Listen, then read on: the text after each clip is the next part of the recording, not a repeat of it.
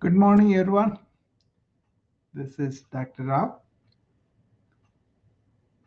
Monday morning, I found half an hour time before I start another Zoom session at 12 noon. So I thought I would come and share my experience of Vibathon yesterday and also what I'm working on, what I call abundance inside out. Hi, Janet. Welcome. So, sorry, there was a phone call. So, what is happening with that abundance inside out is I have been convinced about abundance inside building is a necessary thing for us. So, I have been working on the abundance inside out. There's a book and a course and also a webinar coming up and Sunday morning sessions. Yesterday was supposed to be the first one, but I was not able to do it because I was actively participating in the Vipathon, which I enjoyed immensely, and I was very happy the way the whole thing went off. And it was beautiful Vipathon. Collected 2 million vibes for different causes around the world, which gratified my heart very much. Okay. So thanks for everybody who has participated, who has donated, who has displayed their generosity. I was very, very pleased with that. Now, this abundance inside out has come into vogue because I have seen a lot of people with a lot of abundance, doctors and other friends, but some of them are not satisfied with that, and also they were kind of suffering, due to number of you know uh, number of advantages that they have, but they were succumbing to some vices like drinking and drug taking, number of things, right? So we know that. We know what is the modern life can breed and all that. But can you be really quiet and turn your mind inward and discover this enormous riches that we have inward? I am kind of convinced about that way back. So I kind of enjoy the um, silent, silence and stillness of the mind. And also, I was able to touch that eternal diamond-like quality all of us has, right? So when you have the abundance inside, it kind of comes out, and then it will help you to create your own abundance outwardly also. You know, Sometimes you may not even need that because you are joyful and peaceful and blissful. Okay, with that state. This was the culture way back centuries ago or thousands of years ago in the Asian subcontinent. They were more about simple life and really enhanced or rich inner life. And as human beings, we do develop our nervous system like that too.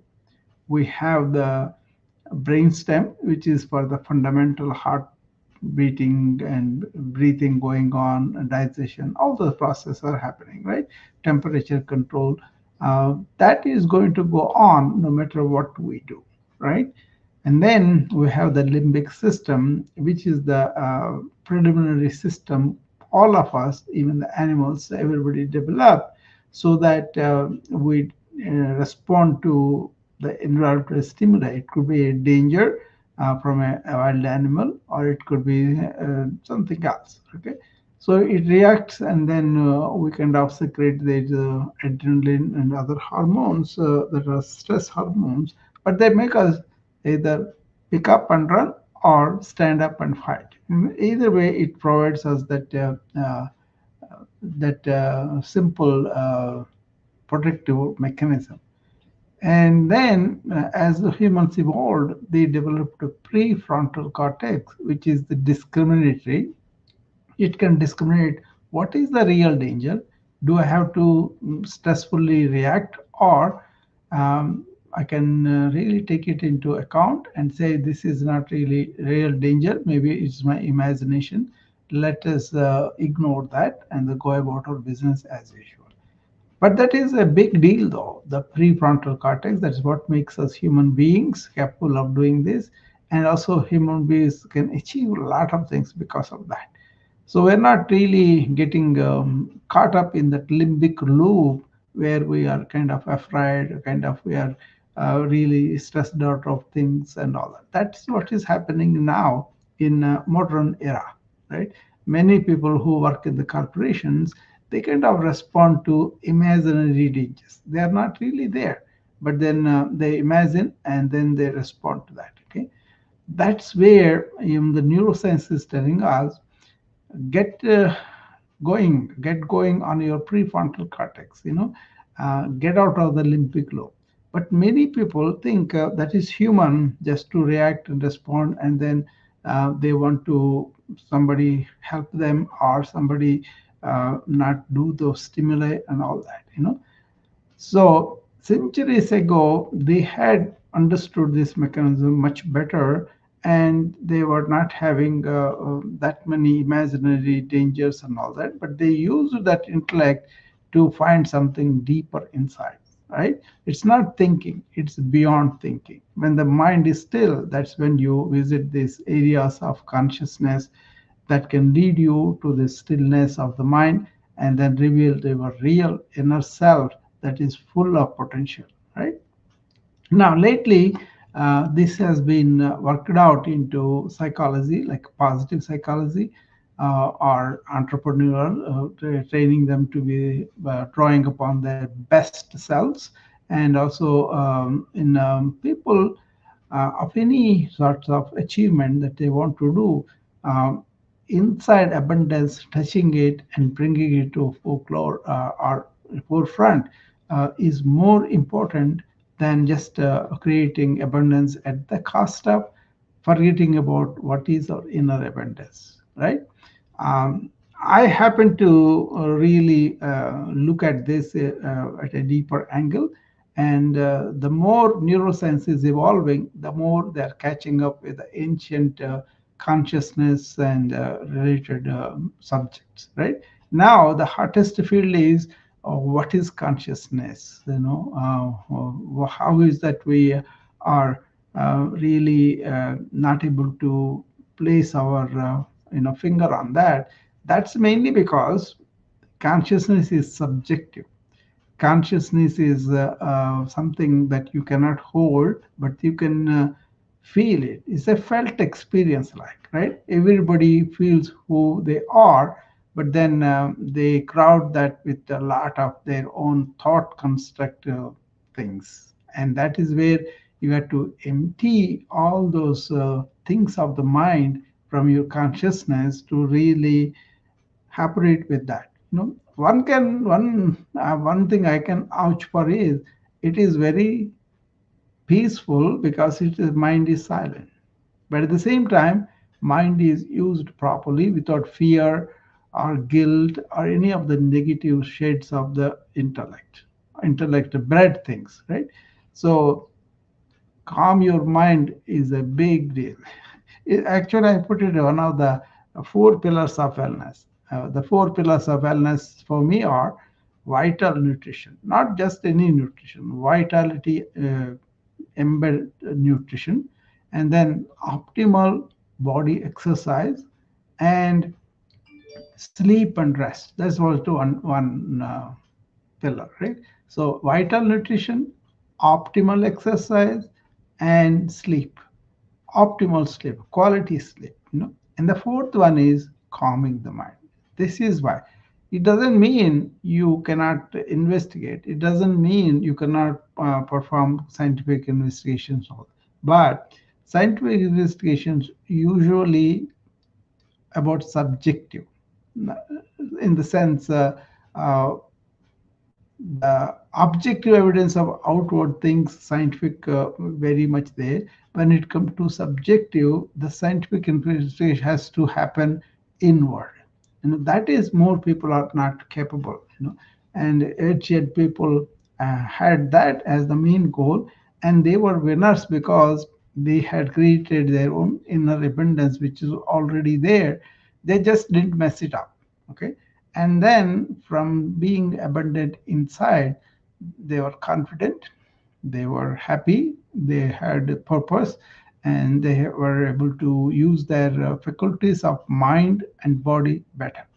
Okay, that is the secret. Okay, so now lately a lot of understanding is happening according to the neuroscience.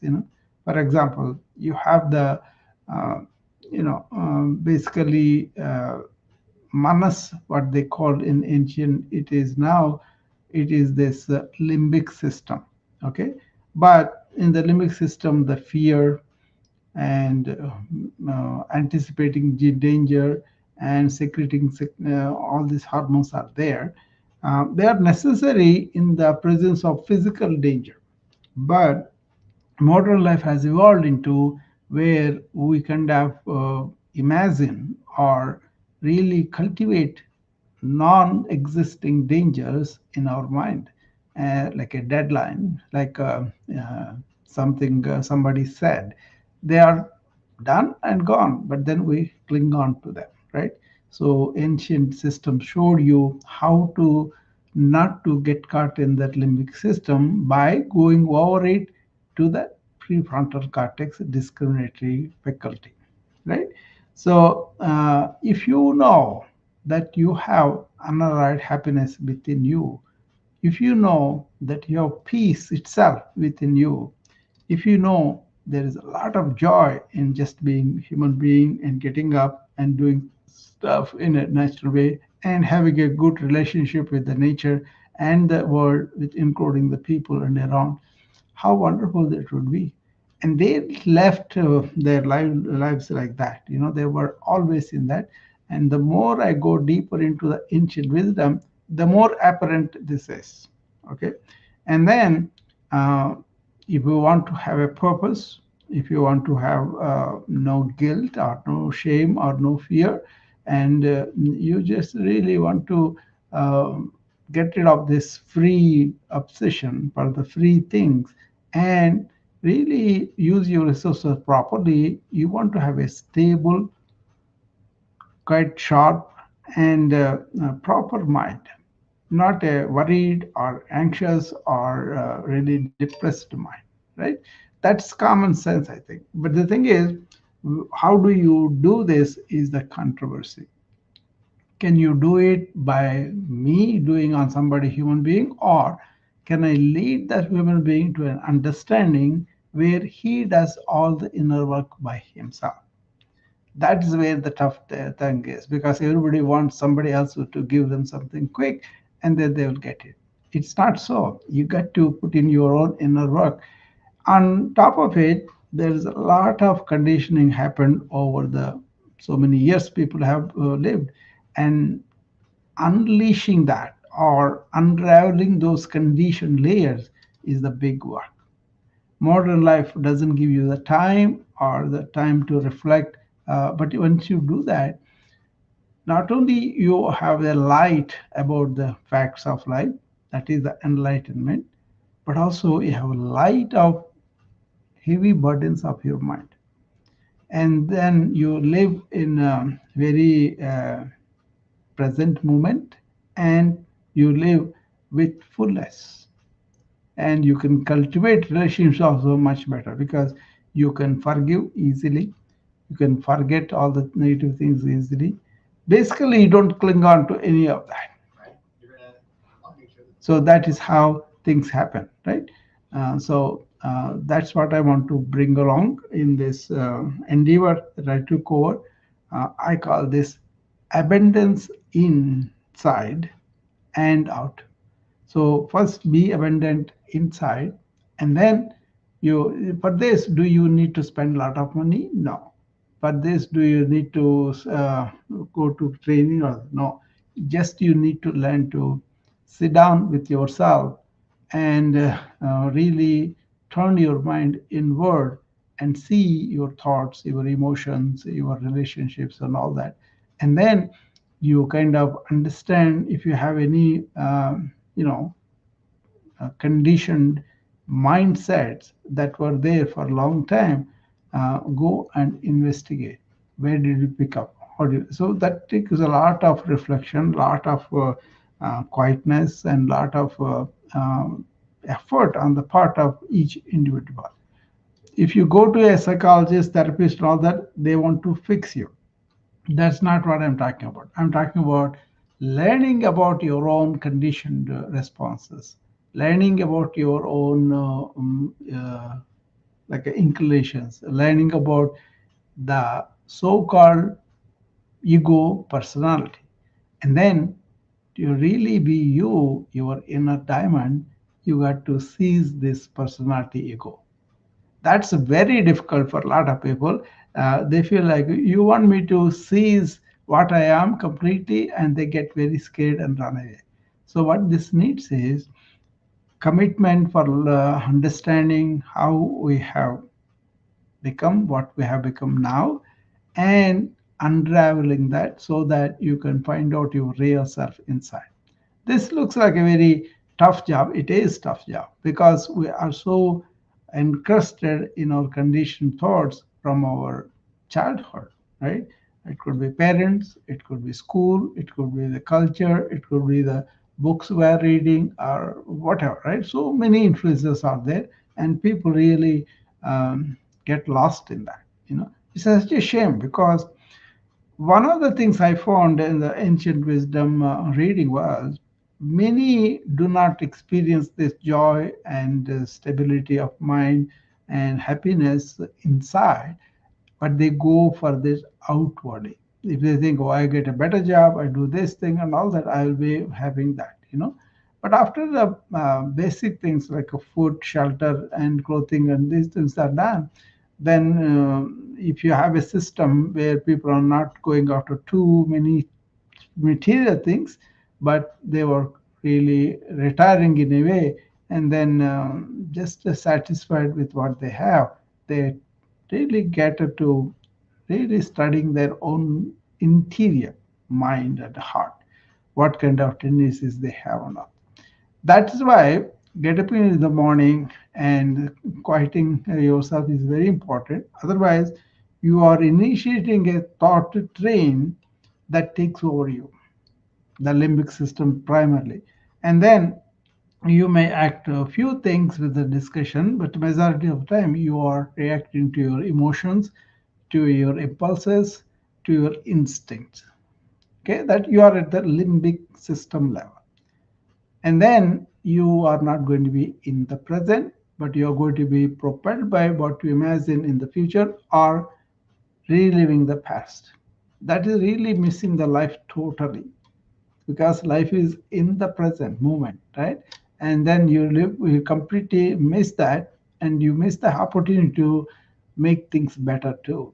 You have so many opportunities you can do, but then your self-limiting beliefs make you not to pursue those opportunities because you are not in the present. You are either in the past or in the future, right? So get up in the morning, don't get on the thought train, be in the present, try to continue that all day, and then in the end of the day, review if you had so many reactions that are clinging on. Like somebody insulted you, somebody said something good or whatever. All those reactions, you review them, put them out of your mind, and then sleep. So this is kind of a long-term formula that people can use. At the same time, they can fulfill their responsibilities, what they are doing with the job, what they are doing with the relationship, all that. But then keeping their mind really quiet. So eventually, what happens is you will catch the silence between the thoughts. That also many people don't know what it is. But then once you are trying to do that, between meeting to meeting, try to take deep breaths and quieten yourself and go there with a fresh mind. That is something people could practice. There are aids like mindfulness, meditation, mantra japa, so many things that ancient use. I'm going to introduce some of them in this book and the course and the webinar. With the intention how modern people can really participate in their jobs and entrepreneurships or company work, whatever. But at the same time, not being engulfed by their own self-limiting behaviors of self-limiting beliefs of your own mind, basically thought construct things. People don't realize that. They go on doing that. For example, take fear. How many people really stop and say, I have so many fears in me, either inculcated by me or by the culture, or what? For example, you are working as an IT professional, and you have this pressure. You got to finish this project by certain day, and if you don't do it, you're going to be fired. So once he has that behind his mind, he will be working with fear. Motivated by fear, he will go and work, but it's not complete energy. It's not really enjoying the job. It's not like he's contributing completely to the job, right? So sorry about that. There was another phone call there. So what we are looking for is just understand this whole concept of abundance inside first, and then that is overflowing to the outward in the form of giving, and at the same time making a living and all that. Okay, so that is the main idea I'm pursuing here, and I strongly see that inside abundance really gives us peace of mind and joyful heart, and also really makes us relate to other people's needs much better. So you become a servant leader because you are your plate is full. So what you want to do is you want to give and serve other people and address their needs first. That's basically what is servant leadership is. That's one of the things I intend to teach people about how to be a servant leader in a corporation, in a company, in a household, whatever, right? So coming from the abundance within to abundance outward is the way to go to live in this world, but at the same time, not be stressed out by the world. Okay. Many people have money, many people have a lot of degrees, many people have so many outward things.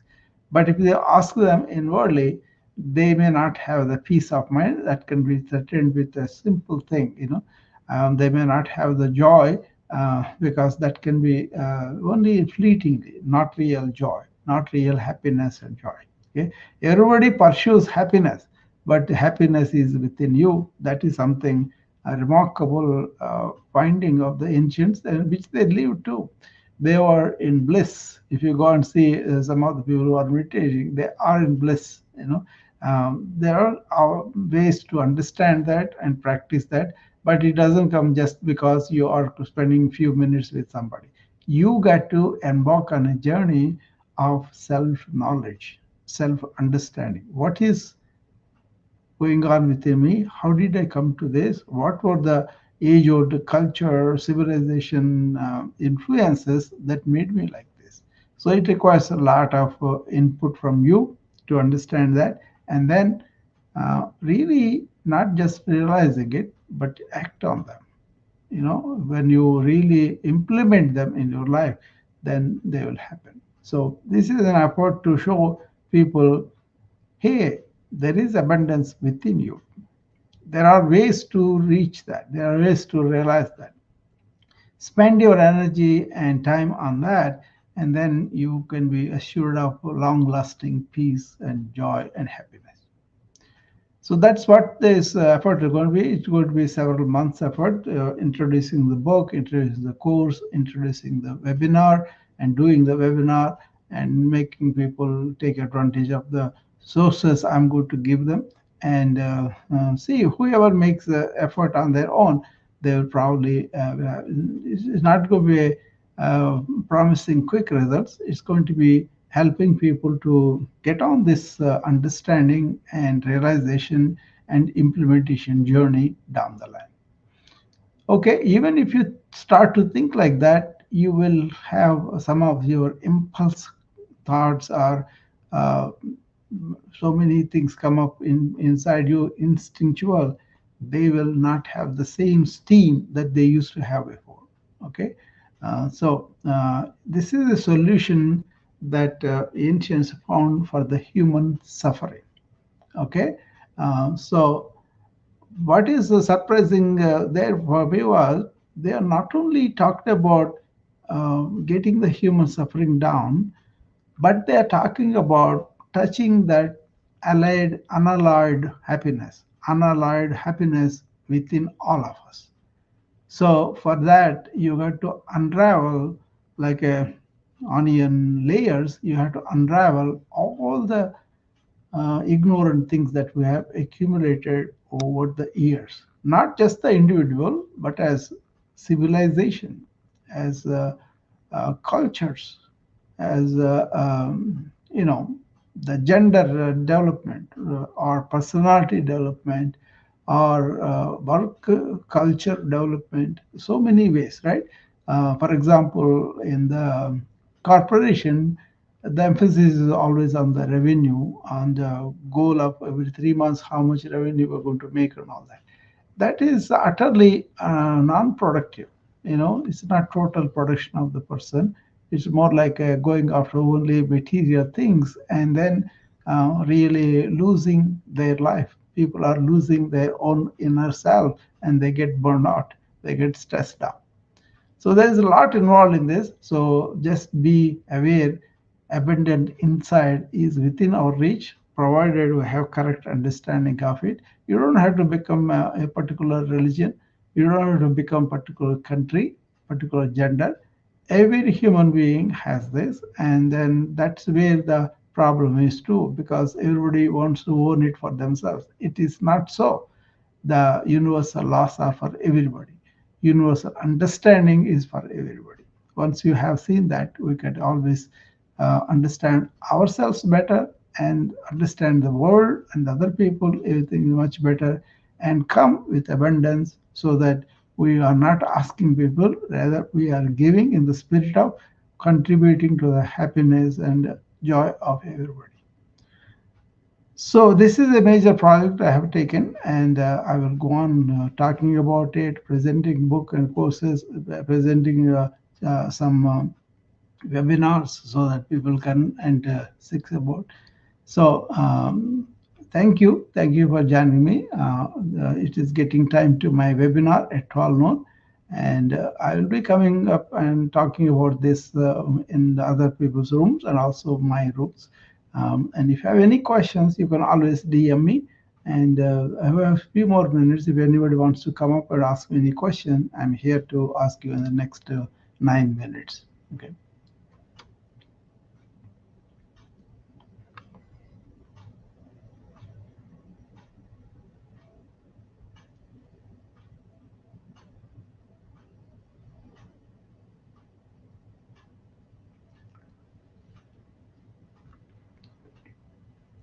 The routines that the ancients followed from morning till nightfall helped them immensely. Some of the advantages they have was there was not that much of chatter like this, and the culture itself oriented towards inward growth, inwards, and not yielding to the limbic loop, right? Not yielding to the senses, not yielding to the mind's instinctive behavior, or really getting into the limbic loop of fear, anxiety, guilt, and all that. Okay, so I will share them also slowly and how they woke up, how they went about their work, how they really ended the day, how they cultivate relationship with their work, with the nature, with other people, and how being a human being was really valued and extraordinarily equipped with this inner abundance. Okay. With that, I will take leave and I will see you back again as soon as I can. Thank you.